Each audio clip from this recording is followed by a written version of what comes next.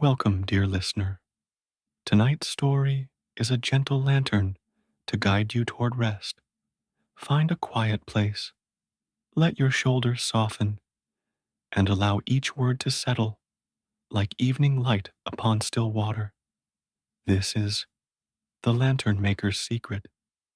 The village rested where the mountain shadow met a slow silver river.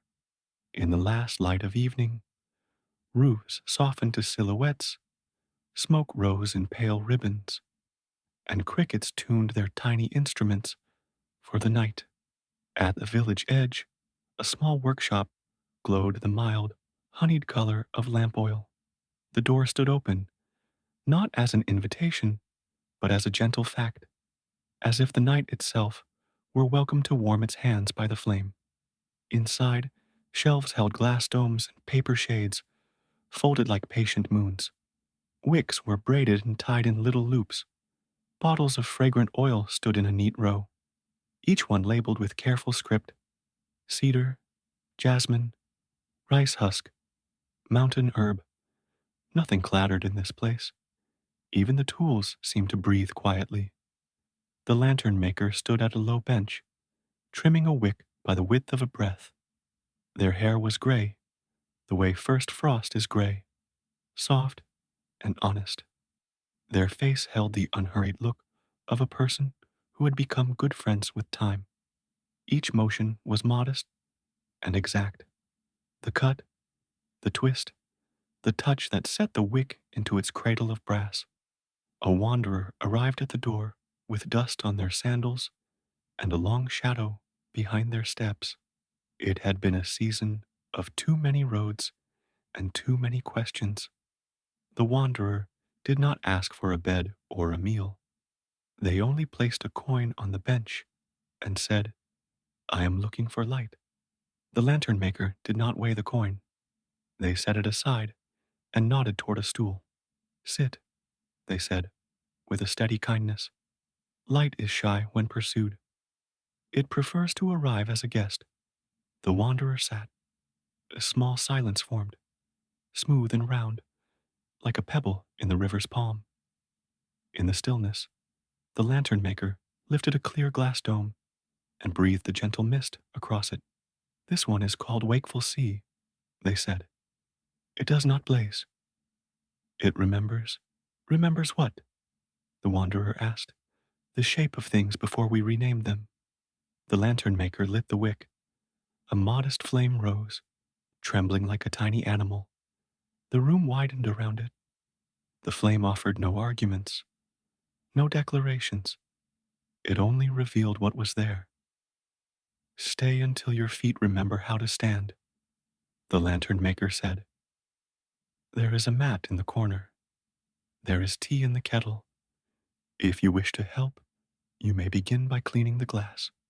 So the wanderer stayed. Night thickened like velvet. Beyond the open door, the river murmured about all the places it had been that day, under bridges and between reeds, past stones that never moved and clouds that never stayed. The wanderer, too tired to think, but too full to sleep, watched the lantern's small flame and let the body sink into the mat. As sleep drew close, the lantern maker's voice drifted like a breeze through a curtain. "There is a garden behind this shop," they said. "It's not famous, but it's very good at quiet. In the morning, the garden will ask you nothing. That is its way. You may rest in that." The wanderer felt the words land softly, like birds returning to a tree. Breath lengthened, shoulders loosened. Somewhere outside, a dog barked once, then regretted the interruption and fell silent. The lantern dimmed, and the workshop entered a kind of prayer.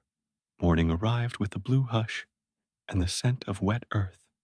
The garden was a narrow rectangle, edged in stone. A few simple pines rose like attentive listeners. Along the path, subtle blossoms carried small bowls of color, white as milk, yellow as tea, pink like a thought not yet spoken. A wooden bench sat under an arch of vine. Nearby, a brass basin collected rain, holding the sky without wanting it to be different. The wanderer walked the path without trying to reach anything. Birds threaded the air with their delicate stitching. In the basin, a thin skin of water barely rippled. The wanderer looked into it and found not a face exactly, but the feeling of a face. Behind the features lay tiredness that had believed it was permanent. The wanderer touched the surface, and the image loosened into circles that widened and smoothed. The lantern maker joined, carrying 2 cups of warm barley tea. This garden was once a loud place, they said, sitting down. I used to tell it how to be. Faster growth, brighter flowers, straighter stones. The garden grew anxious. The soil closed its fist. The flowers tried too hard and forgot to open. What changed? The wanderer asked. I did, the lantern maker said. I pulled up the plants and put down the shovel. I listened to the slope, to the way water preferred to travel, to where the morning rested longest. I stopped asking the garden to be a picture and let it be a conversation. The wanderer sipped the tea. The warmth spread outward like a thoughtful friend, they added. But light is a meeting. In the afternoon, the lantern maker brought 3 completed lanterns to the counter. Each had a small plaque, not with a name, but with a single gentle sentence. The first read, Attend to what you can carry. This one, the lantern maker said, is for days when your mind runs ahead of your steps. When the horizon shouts orders, this lantern whispers the next task. It is a companion to the smallest action done with a settled heart. The second plaque read, Release what does not belong to your hands. This lantern, they said, burns best when a burden is returned to its rightful place. It is good for the hour when you finally set down the bag you never needed to lift.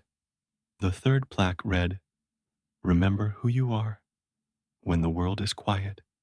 His is the lantern for evening, the lantern maker said, not for sentences, but for the spaces between them. It keeps company with your true name. The wanderer listened as if each word were a key, and the day, a hallway filled with doors. A person could live here, the wanderer said softly, and learn to be simple again. A person can live anywhere, the lantern maker replied, and be simple. They smiled, but a smile until they are willing to stop being complicated. Many nights, many small flames. Now take these 3 lanterns to the shrine up the slope. The path is gentle, if you let it be. Offer them without asking for a blessing. The act is the blessing. The slope rose behind the village like a shoulder ready to carry. The path, narrow as a thought, followed the curve of the hill. The wanderer walked with the lanterns in a burlap sack, each step a small conversation with the earth. As they climbed, the village became a drawing at the edge of vision. The roofs, the river, the smoke, the children running in small sunlit loops. At a bend in the path, a hush took possession of the air. The shrine appeared. No grand columns, no loud ideas, only a wooden gate and a stone platform where travelers had left offerings of grain, tea, and folded paper. The wanderer placed the lanterns in a row. The wind passed through the pines, and a bell hanging from the gate rang once, not for alarm, but for memory. The wanderer remembered the first plaque. Attend to what you can carry. They felt the body, the breath, the weight of the stone in the pocket, the steady beating of a heart that had never asked for applause. They thought of all the boulders the mind had tried to push uphill, futures that did not arrive, judgments that did not help, old stories that had forgotten to end. The wanderer's hands, empty now, learned a new grammar: hold, release, hold, release. As they lit the first lantern, a slow realization loosened itself. Life had not asked the wanderer to hold everything. Life had asked only for presence, the kind that could sit with a cup of tea and know it was enough. The second lantern: release what does not belong to your hands. The wanderer thought of the times they had tried to alter the weather in someone else's sky. The second wick accepted the flame without complaint. A calm rose that was not disinterest but mercy. The third lantern: remember who you are when the world is quiet. The wanderer watched the flame tremble into stillness. A name formed, not the name spoken on roads or written on papers, but the soft, untouched name that waits like a lake at the center of the forest. The wanderer did not say it aloud. It said itself. They stood, bowing without choosing to bow, and began the descent. On the return path, the wanderer left the trail to follow a whisper of water. It led to a small lake, round as a coin left by a generous god. The surface held a sky of wandering clouds. The trees circled the shore, arms outstretched but not touching, guardians of a quiet they respected. The wanderer knelt and looked into the water. The face in the lake met their gaze, softened by 1,000 small tremors. The wanderer saw the weight of seeking and the hunger that had pulled them through towns and years. Then something inside turned like a key finding its own shape. The wanderer smiled, not broadly, but as a candle might smile when it remembers the sun. The thought that rose was simple. I am not only the one who reaches, I am also the space that receives. They stayed until the afternoon had the taste of evening. Back in the village, a few people were gathered at the river, whitening cloth in the current, mending nets, repairing a small wooden footbridge that had begun to sag.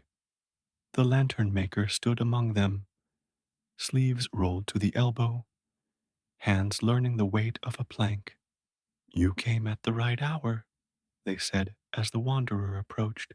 Come lift with us. They raised the bridge together. The lantern maker, the wanderer, a mother with a child on her hip, an old man with soft knees and a strong back, a young boy who pretended his stick was a sword, but put it down when there was work to do. No one spoke of the virtue of service. They only served. The river watched and continued on its way.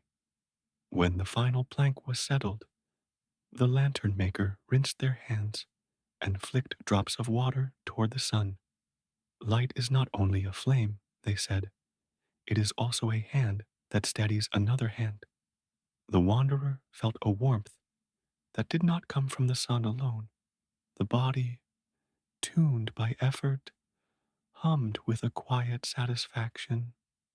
The river stone in the pocket had grown familiar, like the curve of a friend's shoulder. That night, a handful of villagers came to the workshop. They brought small coins and big stories, memories that had grown too heavy to be carried alone. The lantern maker listened the way a valley listens to a storm, without taking the thunder personally. The wanderer repaired a cracked glass dome. A child braided a wick with clumsy seriousness and the humility of beginnings. When the last lantern was sold and the last story laid down, the room was sweet with the scent of jasmine and warm oil. The lantern maker placed a single, unadorned lantern on the bench. This one, they said, is for you. The wanderer touched the base. It was smooth and cool, as if it had learned how to be both strong and kind. What is its name? They asked. It has no name. The lantern maker said, It has a question. The wanderer waited. What if everything you have sought, the lantern maker continued, has been waiting beneath your seeking? What if the search has been a very beautiful way to get tired enough to stop? What if stopping is the door? The wanderer felt the words land in the chest, soft as falling ash, warm as bread, inevitable as evening. The lantern maker's face shone with a light that had nothing to do with lamps. My secret is not much of a secret, they said. The wick is your attention. The oil is your kindness. The glass is your breath. Keep them in friendship. The flame knows what to do. They nodded toward the mat where the wanderer had first slept. Rest now. Tomorrow, the road will still be the road, but it may not feel like exile. Evening opened itself like a book written in a language the wanderer had always known. They lay on the mat. The lantern burned low, the flame leaning toward sleep, but not yet entering it. Outside, the river went on telling its long, patient story. The village sighed and arranged its blankets around itself. The wanderer watched thoughts arrive and leave, as travelers do at a station. Some thoughts arrived loudly, carrying trunks full of old sorrows. Some tiptoed in, carrying songs. Some simply paused, nodded, and continued on their way. The wanderer did not follow or refuse. The breath was the seat on which they waited. Between thoughts, space yawned gently, like a cat waking in the sun. The wanderer let attention loosen and widen. No effort, only return. No battle, only the choice not to pick up the sword. After a while, the lantern flickered as if to ask, Are we finished for tonight? Almost, the wanderer thought. Almost at first light, the lantern maker led the wanderer to the river bank. They stood with feet planted in sand that had once been mountain. The air was undecided between cool and warm. Mist rose in small silver letters. Stand, the lantern maker said. Stand as if you were a tree. Stand as if you were a question that does not need an answer.